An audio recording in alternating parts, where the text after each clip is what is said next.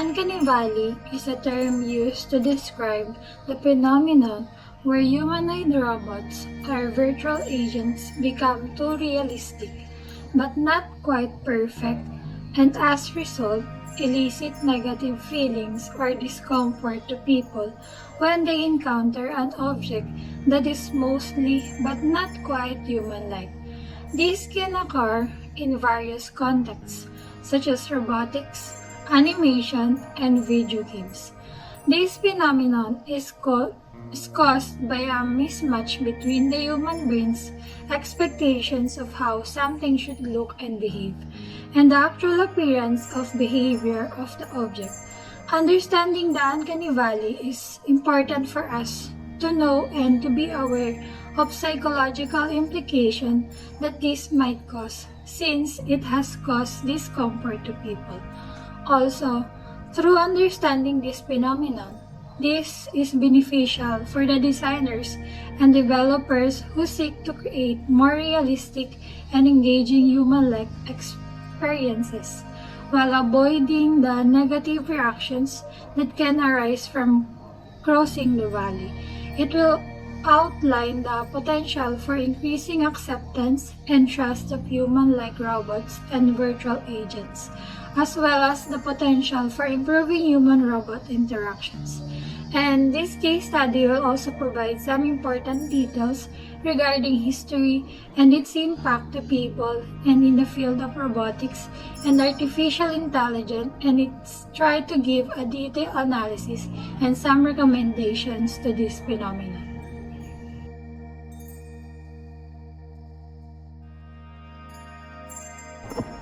The term uncanny is described as something that is almost identical or almost perfect, but not quite there really. Uncanny Valley starts to manifest when we are getting too close to reality but not quite close enough.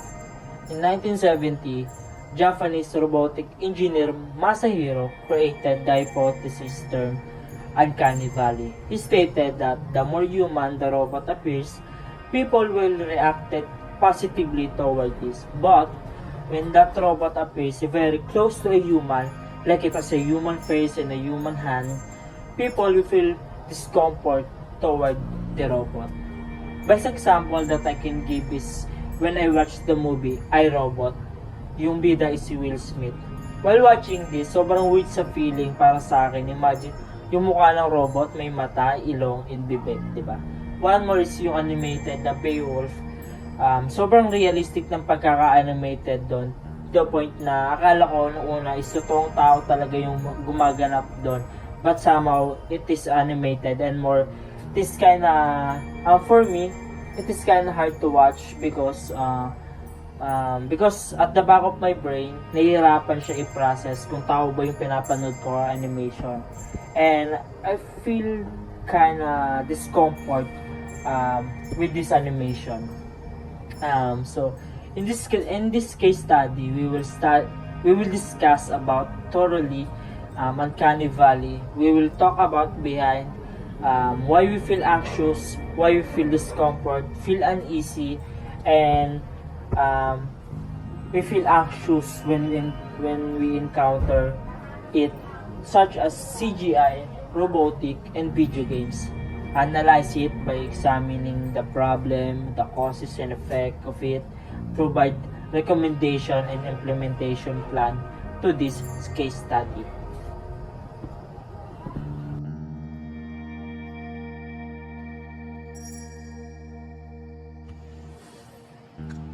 Analysis in our case study. So, the Uncanny Valley is a phenomenon where increasingly lifelike human-like items or robots start to make people feel repelled or uneasy as they become closer and closer to resembling real people. The acceptance of human-like objects needs more time, and as it is labeled as the valley, there is an idea for why this happens. It is said that because of how our brain perceive and comprehend traits that are similar to being a human being. So also, in essence, our brain is alerted to detect imperfection when we encounter something very similar to a genuine human, but not quite flawless, and such as a robot with a slightly off facial expression, our movements, and it causes an unpleasant sense. The feeling of strangeness that results from seeing something that resembles us but is not legitimately alive or capable of thinking and feeling the same way as we do may also play a role in the uncanny valley effect, as we strive to reconcile our automatic responses to human-like qualities with the understanding that the thing is not actually a human. This can cause discomfort or even fear, as what I'm saying earlier.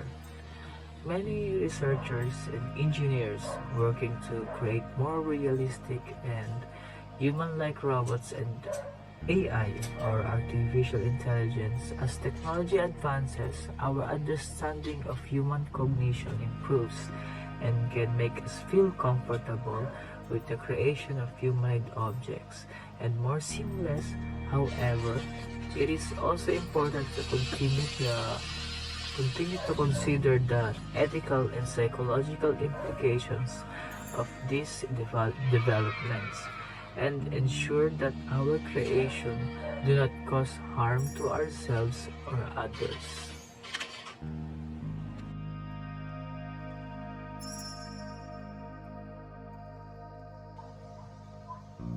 Recommendation and implementation. Here are some recommendations related to the Uncanny Valley. Number 1, know your audience. Dahil ang iba't ibang tao ay magkakaiba ng level of sensitivity pagdating sa Uncanny Valley effect. Number 2, collaborate with professionals. Kung hindi ka sigurado sa psychological effects ng humanoid robots na ginawa mo, ay dapat ipakonsult mo muna sa professionals like psychologists, anthropologists, or designer who specialize in human-robot interaction para masigurado mo na hindi ito magkakos ng harm sa iba.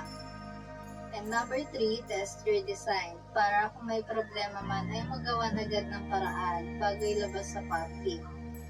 Number 4, keep improving. Mas better na mag-improve lagi because there may be new ways to create more realistic and appealing na humanoids na walang matitrigger na uncanny valley effect.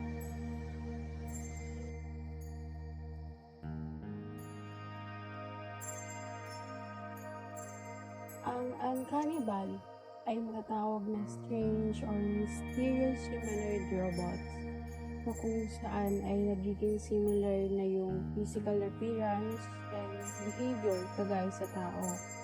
Habang tumatagal, lumalawak ang kaalaman ng mga tao at kasabay rin ang paglaki o paglawak ng mga robots sa pamamagitan ng technology sa iba't ibang bansa. Ang technology ay ginagamit natin sa pang-araw-araw na kung saan ay naaapektuhan rin ang ating behavior.